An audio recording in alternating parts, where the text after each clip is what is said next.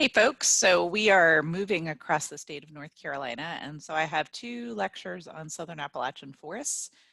And this photo is taken of Linville Gorge in early October, and you can see it's just really, really gorgeous. So these are some of the most beautiful places in the state, I think. Before we get started, today's tree trivia: where is the largest remaining tract of old growth Cove hardwood forest? So the answer is Joyce Kilmer Memorial Forest in Robbinsville, North Carolina, in the western part of the state. And Joyce Kilmer was a poet laureate, killed in World War I, but famous for his poem Trees, that starts, "I think that I shall never see a poem lovely as a tree." So first we're going to kick off this set of lectures with a discussion about what factors shape forest types in the mountains, right? We've done this for the coast as well as the Piedmont, right? What are those driving factors that really make the forests what they are? And today's focus is on low elevation forests. So in North Carolina, that's between 1,500 and 4,000 feet. And we're going to focus on three main types, right? Cove forests, which include Rich Cove and Acid Cove, Montane Oak Forests, as well as Pine-oak-heath. And this is a set of lectures that really is very near and dear to my heart. I teach a forest ecosystems of the southern Appalachian Mountains at the Highlands Biological Station, usually every other year in the summertime. It's a 2-week 4-credit course. So lots of fun that I co-teach with Dr. Julie Tuttle from UNC and Duke and Dr. Alan Weekly from UNC. So some big questions as we drive these lectures, right? Why do the southern Appalachians have such a high species diversity? We're talking about trees, but we're also talking about animals as well. The Smokies are the hot spot of salamander diversity in the world. So we've got a salamander there on the right. And then what factors explain that composition and structure that we see in southern Appalachian forests? So these are sort of the driving factors between trying to understand these forest types and why we find them where we do. And so to introduce this, I'm going to take you on a hike virtually on the Gregory Ridge Trail. This is in Great Smoky Mountains National Park. And I'm going to show you pictures at the various numbered locations. That's where those pictures are taken. So number one, this picture is taken, and this is what the forest looks at that spot on the trail. This is what the forest looks like at stop number 2 on the trail. And then finally, this is what the forest looks like on stop 3 of the trail. So, you know, this trail is, I think it's 10 miles round trip. It's a very long hike. And, you know, you see so much diversity along that trail. And so try to understand why we see that diversity is something that's kind of central to these lectures. So elevation is a big explainer of why we see this variation. Right, so we have those locations there, right? So number 1 is at about 2,000 feet. Number 2, say 2,500 feet, and that doesn't actually tell the whole story. And then number 3 is 4,500 feet. So it's a pretty long climb over 5 miles. And that elevation means that you have different species living in those parts of the trail. So a couple of things that you can take home from this hike, if you go up to the Gregory Ridge Trail, is that each species has a unique niche. So any species type, and you've already seen this in lectures that we've done, is got its own individual niche, its own individual range, right? And so each species has its own unique niche and place where it lives in the world. And places like the southern Appalachians have lots of different niches, right? So that's lots of different elevations, topography. We'll talk about lots of those factors, but when you have a place that has many different niches, you're going to end up with a higher species diversity. And then lastly, I don't know if it's hard to see this from the photographs, but depending on the topography, right, that can affect the moisture of the sites that you're looking at. So especially in the mountains, that's true, right? So if you can have a site that is at, say, 4,000 feet, and if it's facing south and west, it's going to be a much drier site with its own set of species. If it's in a deep north-facing cove, it's going to have an entirely different set of species. So topography is a big factor that we'll talk about with this set of lectures. So how do we have this high diversity in the Southern Appalachians? So climate, and you can look at that in terms of temperature and precipitation. So that varies a lot by elevation. So we can use elevation as a predictor of forest type because, right, the higher you go, the lower the temperature, and also tends to be higher precipitation as well. We also see variation in geologies around the Southern Appalachians. For sure, the disturbance is an important factor. So remember, disturbance is any kind of event. It could be human or natural disturbance that moves some or all of the existing vegetation. So we'll talk about disturbance factors there, and also biogeography. So one of the reasons the Southern Appalachians does have such a high species diversity is that you have, over time, the climate has changed. And so at areas of warmer times, you've had tropical species come into the Southern Appalachians, and at times of cooler climate, you have boreal species. So the Southern Appalachian has a blend of both of these, and those different types of species are still finding niche space in different places in the Southern Alps. So in 1956, Robert Whittaker, who's my academic grandfather, wrote The Vegetation of the Great Smoky Mountains. And he tried to predict forest community type based on elevation and topography. And so you can see, let me get my pointer here. You can see right on the, on the y-axis, you've got the elevation in feet, right? And then on the x-axis, you have sites that he groups generally in terms of mesic sites versus xeric sites. And then he lays out and predicts what forest types are found in different places. And so he did this by taking a huge number of vegetation plots taken over one summer and tried to understand, can you explain or predict all the forest types in the Great Smoky Mountains National Park based on elevation and site moisture, right? So, and by moisture, he uses topography as a way to do that, right? So the mesic sites are the coves and canyons that you find. The flats are still pretty moist. Then you get to sheltered slopes, open slopes, and where that direction faces matters. And then finally the ridges and peaks that are very steep as well as dry, or the xeric end of the spectrum. And you can put these forest types basically in this spot, right? So these forest types up here on the second graph in figure 20, these are the high elevation forests, which we'll talk about next. So today we're going to focus on these forest types here, basically below 4,000 or 4,500 feet. Right, so you've got elevation on one axis and topographic position on the other axis.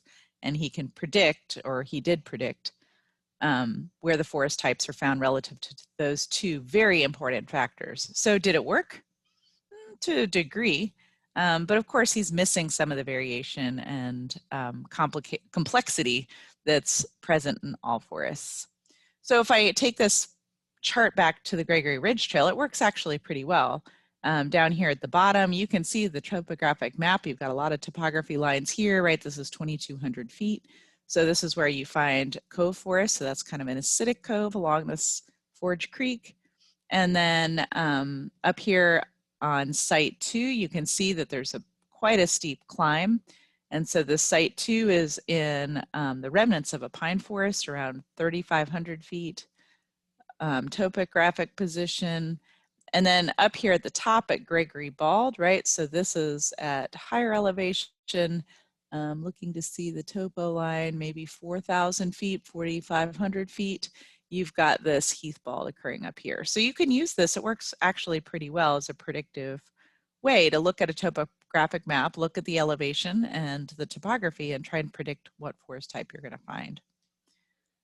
So we're going back to Emma Lucy Braun's vegetation map and forest regions, and you can see that for the Southern Appalachians, right, much of it falls into this oak chestnut forest, which worked really fine in the 1950s because chestnut was still around, but it was rapidly coming out of the canopy. And so it's interesting to think about this in historical context. We would call this oak pine and oak chestnut forests in the Southern Appalachians, and also some of this mixed mesophytic forest. So today we're going to focus on low elevation forests between 1,500 and 4,000 feet. And like I said, we'll focus on three types: Cove forest, Montane Oak Forest, and Pine-oak-heath. And then the next lecture, we'll look at high elevation forests, so those found above 4,000 feet. And so the important factors in the Southern Appalachians are elevation, for sure, right? Moisture, topography, and those are integrating factors, and soils. So those are predictive environmental factors for the forest types. So for each of the forest types, I'm going to start with a photo just to give you an overall sense of the physiognomy or the general appearance or look of forest types. So this photo is actually taken from my book, Exploring Southern Appalachian Forests. And this is the cover photo for that book. And this is looking at a place that's over in the Nantahala National Forest, really rich cove forest type. How do I know that? You can see that we are at a slope, but it kind of has a bowl shape or a concave shape. And you can see that, you know, it has mature trees in the canopy, not huge trees, but then you've got a little bit of an understory, small trees here. Those are buckeyes, I think. And then a very, very rich and lush understory of herbaceous plants. So that's kind of the general structure for this cove forest. And if you look carefully, you can see the bark sort of shows you of these trees that there are a lot of different tree species captured in this particular cove. This is actually at the Yellow-poplar, which is part of Nantahala National Forest, if you know that area. So all the cove forests, right? So first we'll talk generally about cove forests. They all have a concave bowl-like shape. So they have sheltered slopes. If you think about the landform, right? These are forests that are sheltered. They're not exposed. They tend to occur at low to mid elevations. And so they differ depending on elevation, but they have that all share that same shape. These don't tend to be limited by moisture, right? That concave shape helps hold moisture as well as soil. And then they tend to be much more diverse, even though the species composition varies. And then they also tend to be biologically diverse. So there's lots of endemic species, right? Remember, endemic species are those that are confined to a small geographic area. And then we're going to break this down and look at two types. Rich coves, which you just saw the photo for, have fertile soil, so high levels of nutrients. Acid coves have acidic soil, and so less nutrient availability. So if you had to guess, which one would you think is more diverse? Right, so rich coves, right, which have really good conditions for many different species, tend to have higher species diversity than acidic coves. So rich cove forest is sometimes called cove hardwoods, and you can see this photo on the left is from Joyce Kilmer Memorial Forest. Again, like, you know, this species does have some disturbance impacts, but you can see the canopy is varied, right? There's some very large trees. There are some smaller ones. There are some that are just coming into the canopy. There's a developed mid-story and a developed understory. So really complex in terms of structure. On Whittaker's diagram, we have cove forests are at the low end of the spectrum in terms of elevation, right? So basically 1,500 feet up to 4,000 feet. And then they tend to be the most mesic sites on topographic position. So the most protected sites.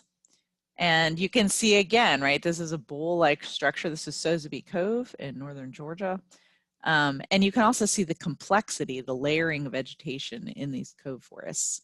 So high species diversity also means, for plants, also means high wildlife species diversity.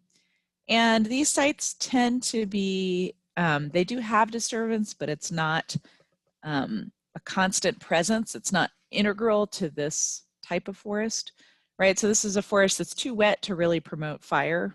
So the fire interval is pretty long, and they tend to be protected from winds and winter storms, so they're not exposed. And so that means that disturbance is a lot less severe and less frequent. And they also tend to have huge numbers of wildflowers in the understory. And so I don't know if you can see from this photo of Rosebay Cove, just the huge number. You may not know the species, but just to see the many different species that are there. These tend to be the best sites to go to look for spring wildflowers and spring ephemerals.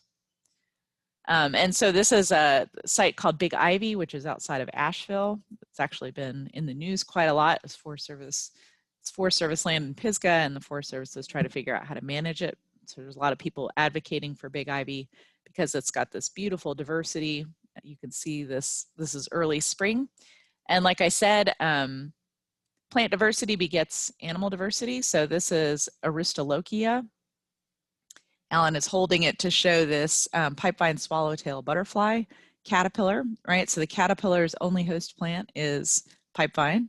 And so this caterpillar has managed to find this pipevine, and this is the butterfly that it turns into, a pipevine swallowtail. And, you know, some of the species, so let's talk about some of the main species that we find in these cove forests. Liriodendron tulipifera is a species familiar to you, but you might be interested to see its range map, right? Very frequent species all east of the Mississippi River and up north. In the mountains of North Carolina, this tends to be an early successional species. So remember, in the Piedmont, we have what? We have loblolly pine is most often our early successional species, but sometimes shortleaf for Virginia pine. In the mountains, if you have a rich site, right, higher levels of nutrient, the early successional species is going to be tulip tree, yellow-poplar. And it's an interesting species because it is very fast growing. So like an early successional species, it has lots of seeds and it grows really quickly. But interestingly, it's also very long-lived, so it can live hundreds of years. And this is the tree that is really very prominent at Joyce Kilmer Memorial Forest. So you can see my former student Kim here by a giant tulip poplar tree. So the biggest tulip trees at Joyce Kilmer are tulip trees, and I think they're over 400 years old. We also have sugar maple. This is a more northern species, so you can see by its range map, right? Does dip down into North Carolina, but it's much more frequent farther north.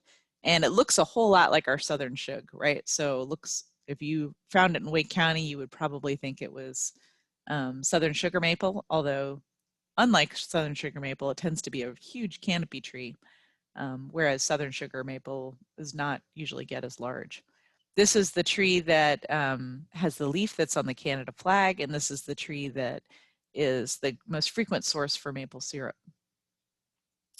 More on that later. Basswood is a species we haven't talked about in class, but we'll see it in the mountains if you take forest communities. And you can see the range for basswood is pretty frequent. It doesn't get into eastern North Carolina so much, but it's one that you could run across. They have these serrate leaves and very cool fruits, right? Where it's the fruit here is an umbel, subtended by a bract, which helps it fly. So basswood is a very frequent species in these cove hardwood forests. White ash, interesting to see the range map there. Black cherry, so in the Piedmont, we've mostly seen small cherries.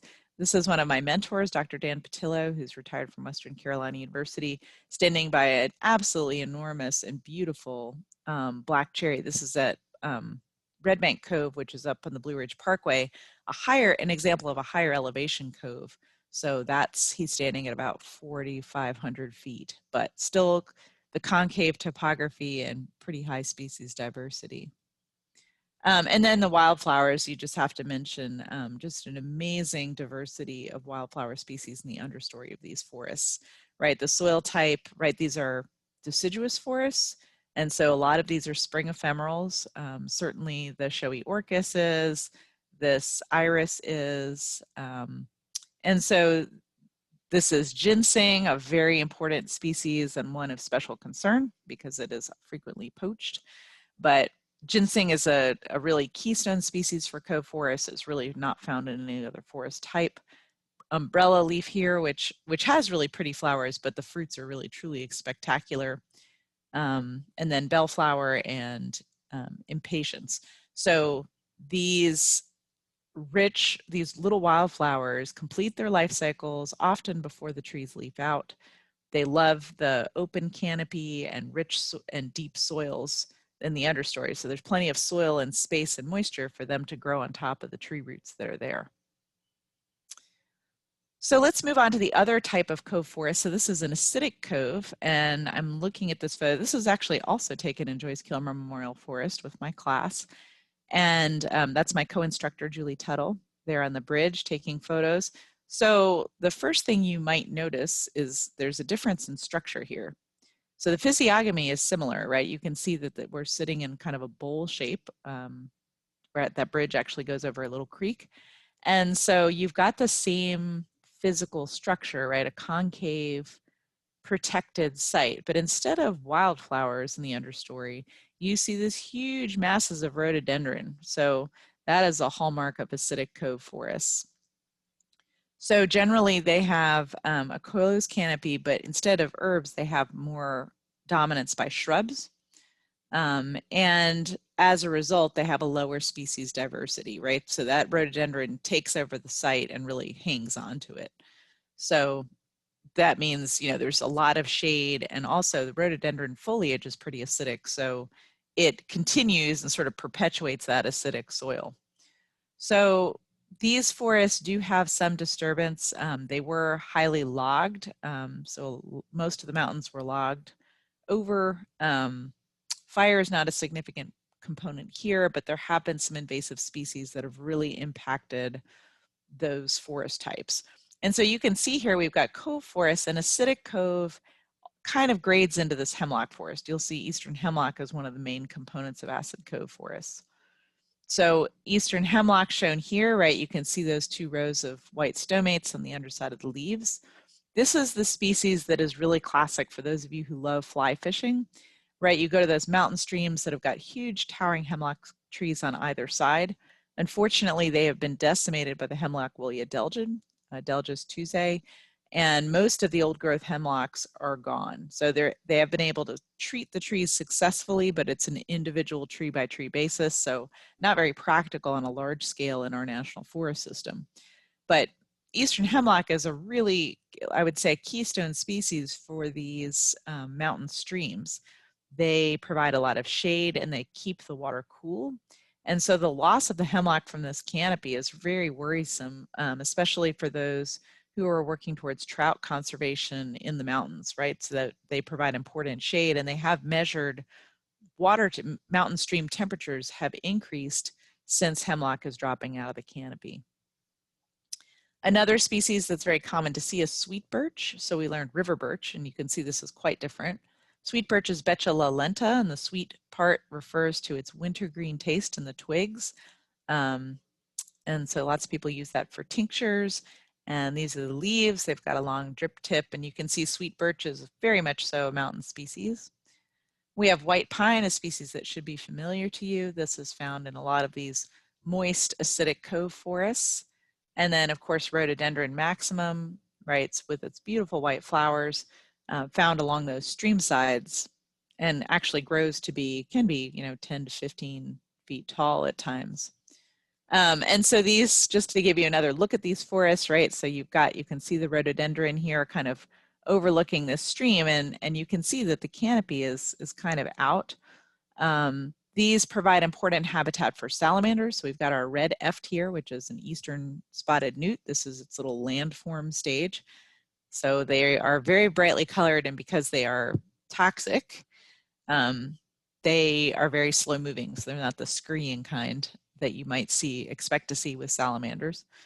And then this is a photo that we took in Montreat at kind of on the trails that are near Montreat on the Granny Graybeard Trail.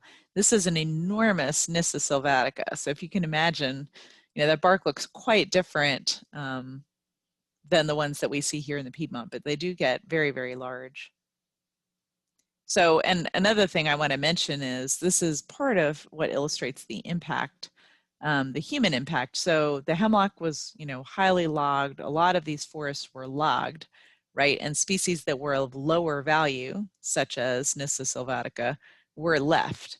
And so if you go to a place like the Ellicott Rock Wilderness area, that's at the border of, at the intersection of North Carolina, South Carolina, and Georgia, that forest has been cut over several times. And so mostly what's left there is rhododendron and non-merchantable species. So Nyssa sylvatica, as well as Fraser magnolia, which also has no commercial value.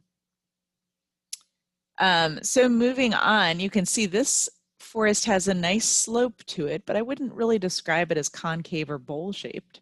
So this was taken on the Bartram Trail. That yellow rectangular blaze is the Bartram Trail. One of my projects is to run and or hike it the length. It's about 100 miles in North Carolina. Unfortunately, it's in the far western part of the state, so it's pretty slow going, especially if I do the sections as out and backs. So I'm only about 25 miles in. But my Montane Oak Forest, if you look at Whittaker's diagram, they're kind of here in the middle in the lower elevations. So they're found at moderate to low elevations on open slopes. So that means the slope itself is fairly flat. And historically, it has had low intensity fire as a disturbance. The forest, if it is allowed to burn periodically, is somewhat open. And depending on the soil type, it can have a pretty rich understory. We were talking about this once as being like the Goldilocks story, where it's not too rich, not too poor. It's kind of just right for a lot of species. And so it is a good niche for a lot of species. And these forests historically are extensively logged. So chestnut, right on the Braun diagram, and even in Whittaker, it is chestnut oak, chestnut forest, right? So chestnut has largely disappeared, but chestnut oak is a major component. And you can see that grades in the more sheltered slopes, you get more of the red oak and hickory. On the drier sites, you get more chestnut oak and heaths. So let's take a look and see what these look like. So this logging history, right? These forests were certainly logged for their beautiful chestnut, which is a really important commercial species. And then once chestnut started disappearing out of the canopy in the 1930s, there was extensive salvage logging, and that was hastened by having railroads. So these are cut over forests for the most part. And if you drive on places like the Blue Ridge Parkway, you'll see a lot of shelters and picnic areas and fences that were constructed by the CCC. I only just put 2 and 2 together that most of these are made out of chestnut that was salvage logged from that area. That's one of the reasons why they've got such longevity, because chestnut is very high quality, decay resistant wood. And so one of the things I like doing with my students when we're on hikes is going to places like Ellicott Rock Wilderness at that intersection of North Carolina, South Carolina, and Georgia, and encouraging them to make a leaf collection. And then we can look at this leaf collection at a later point and figure out what forest type and sort of help us characterize the forest type. So a lot of these species should be familiar to you. They're ones that we've learned in dendrology. And like I said, this is a cutover forest type. So I said one of the species that's a remnant in these forests is Fraser magnolia here, and also Nyssa sylvatica. But we have 2 different types of hickories. This is probably pignut hickory, Carya glabra and Carya tomentosa. You've got your chestnut oak, right? So Quercus montana that's found here. Also white oak, Quercus alba, black oak, Quercus velutina. Oh no, this is probably Quercus velutina. This is northern red oak, Quercus rubra, scarlet oak, Quercus coccinea. Acer rubrum, this is probably Betula. You've got a little bit of component of hemlock here. And then American beech, this is rhododendron, holly, sassafras, Leucothaway, fontanesiana. This is a hydrangea, witch hazel, sourwood, and cherry. So, you know, fairly diverse, but not super diverse like you would collect in a cove forest. So there's a professor at UNC, Peter White, who starts his students' dissertation defenses with photos like this that he has taken all over the world. And so his question is, he'll put up the slide and ask students to identify where they are in the world. So pretty intense. So let's talk a little bit more about American chestnut. We have talked about chestnut in lab. This is Castanea dentata. Once made up 25% of the canopy trees in the southern Appalachians, or the Appalachians actually. And, you know, that cannot, the impact of the loss cannot be underestimated, right? So we have to think today about what is now replacing this tree. You can see this historic photo. This was an enormous, very popular tree, not just for, you know, logging and industry, but also for wildlife. This was a source of reliable hard mast. So unlike oaks, chestnut trees tended to produce the same crop every year. And so there's actually a thought that the carrying capacity of these southern Appalachian forests is reduced because of the loss of chestnut. So chestnut is now what we would call functionally extinct. And what we mean by that is that for the most part, this species is hanging on. So it's still not uncommon to find in the forests. You can find stump sprouts. So the stumps and the root systems have huge amounts of carbohydrate and energy.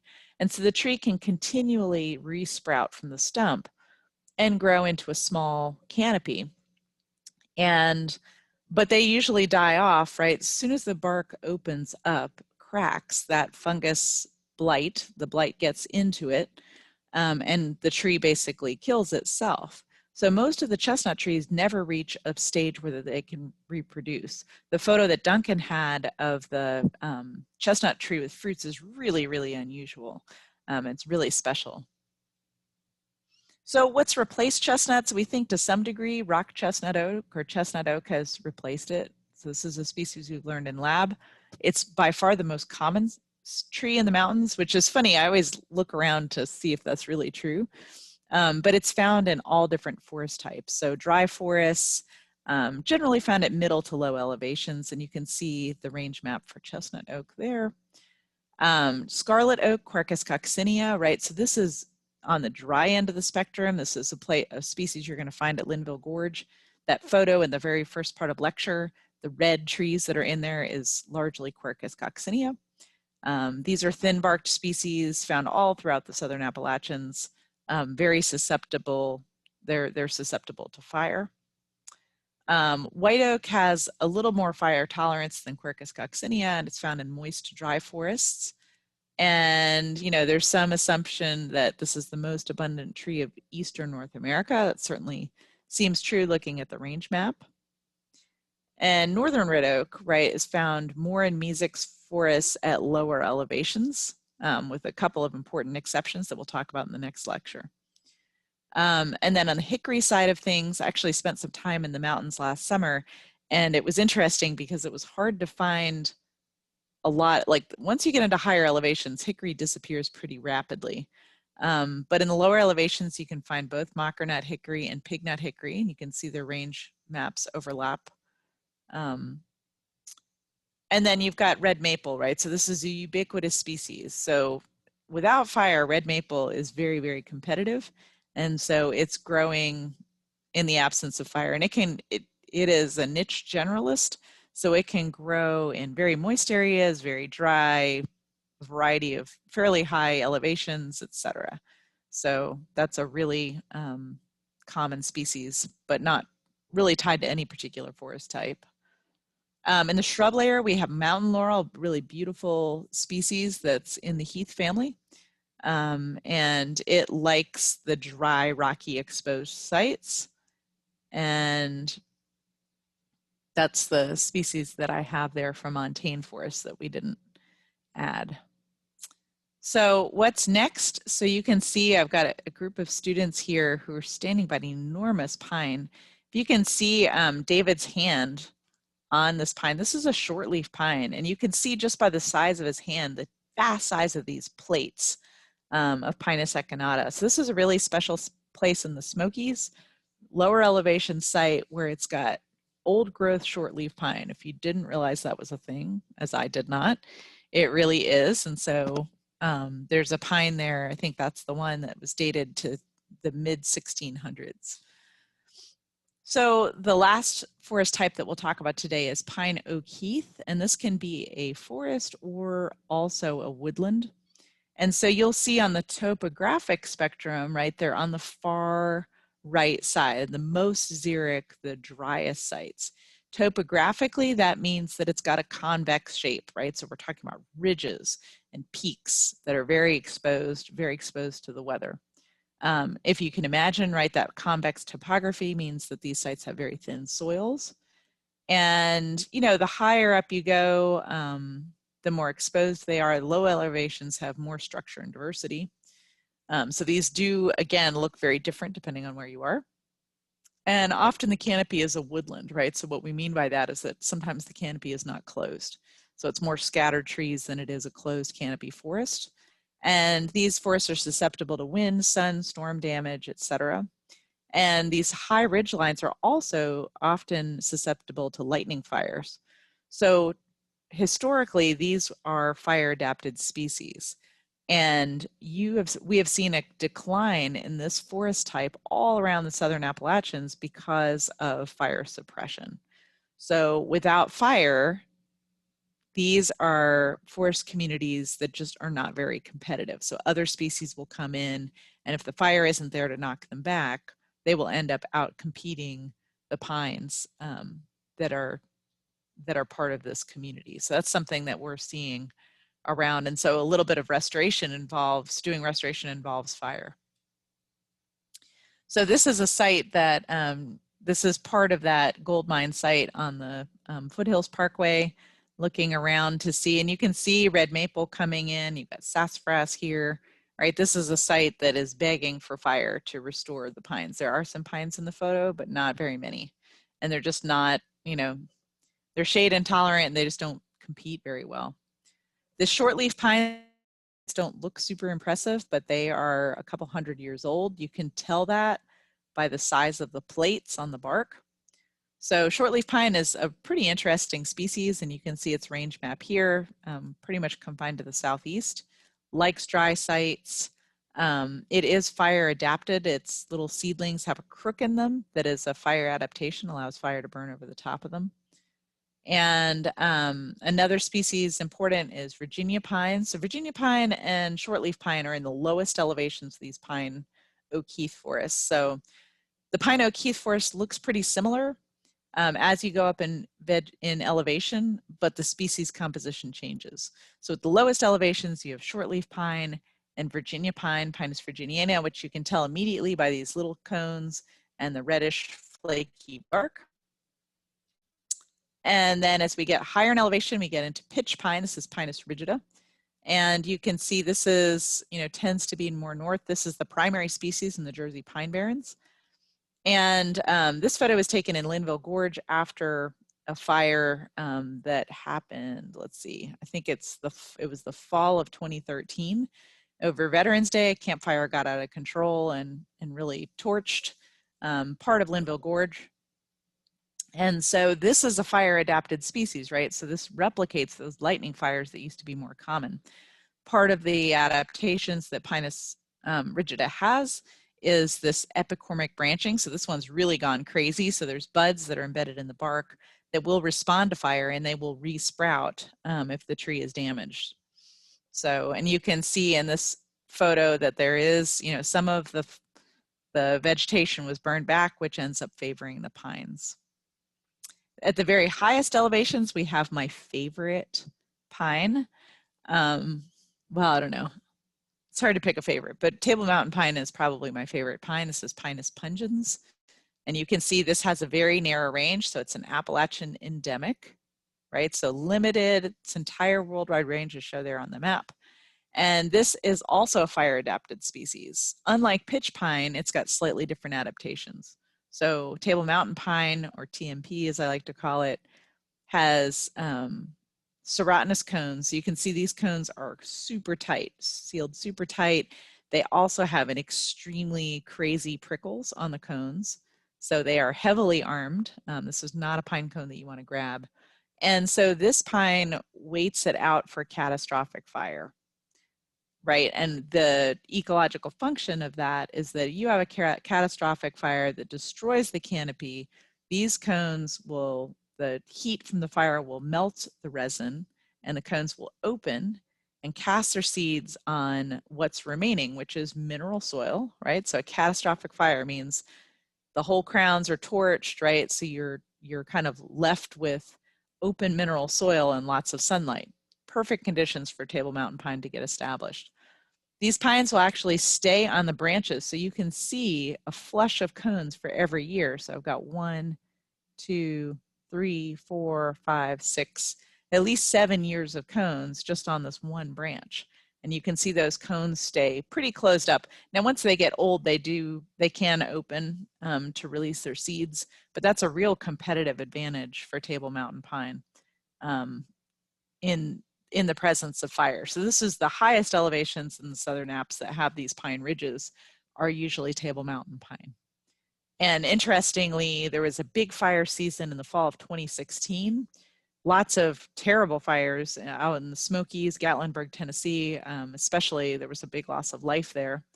And I had a chance to get out there in 2017 with the fire effects crew from the National Park Service. And it was really amazing to see the regeneration of baby pines in the understory following this fire.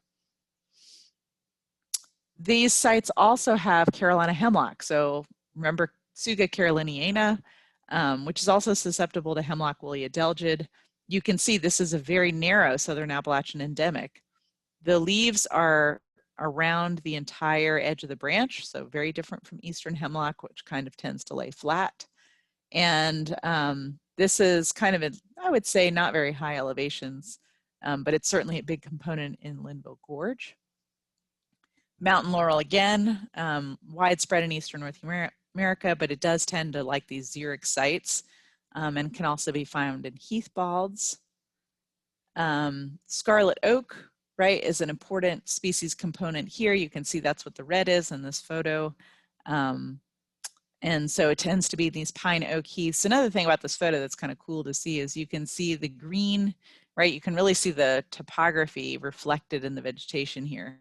So these dry sites have, this is probably chestnut oak and scarlet oak on those slopes. The ravines probably have some of your white pine and hemlock. So those are probably your acidic coves. And these sites, this photo on the left shows what happens to pine ridges in the absence of fire. So that we have some mature Pinus rigida and Table Mountain pine here. And the fire effects crew has tried to do restoration by burning, but it really needs a hot fire. At this point, there's such a deep organic layer of soil that pine seeds get completely lost. They'll just sit on top and rot. And so, you know, the fire effects crew, this is also a pretty remote site. So they've tried to do a few prescribed burn here, but, you know, it is risky, right? Prescribed fire, especially in the mountains when you've got steep topography. You know, it's very dicey to try and execute, and especially if you're trying to keep it controlled because there's human habitation around. And so the fire effects crew decided that this was not the site, although they would like to restore the pine, just isn't going to happen. It's just not realistic to restore it. And so they continue to work on sites like this one on the right, which is that gold mine site on the Foothills Parkway, where you can see this is an enormous shortleaf pine. Look at those size of those plates. And this is a shortleaf pine that's a couple of 100 years old. So imagine a 200-year-old shortleaf pine. And then this is another example of the higher Pine-oak-heath woodland that you see. This is up at the summit of Hawksbill Mountain. And you can see, I think what's interesting is that this is really probably old growth forest, right? Nobody's harvesting stuff in Linville Gorge. It's really too steep and too inaccessible. But what you have is this canopy, if such as it is, it's a little woodland. So it's a short canopy, probably 6 to 8 feet tall, of Pinus rigida and Pinus pungens. And then you've got all your shrubs here. So this is that kalmia, right? The mountain laurel that's in here. And so it's very reduced and, you know, scattered and pretty open. So just looking at the structure at the highest elevations versus lower, where you've really got more of a true forest. So those are all considered Pine-oak-heath. So just to wrap up, the Southern Appalachians have a real diversity of forest and habitat types, and we can predict what type of forest we have if we know by the climate, which we know is a surrogate for elevation and topography, and also moisture. So when we talk about climate, we're talking about temperature and precipitation, which we can predict by elevation.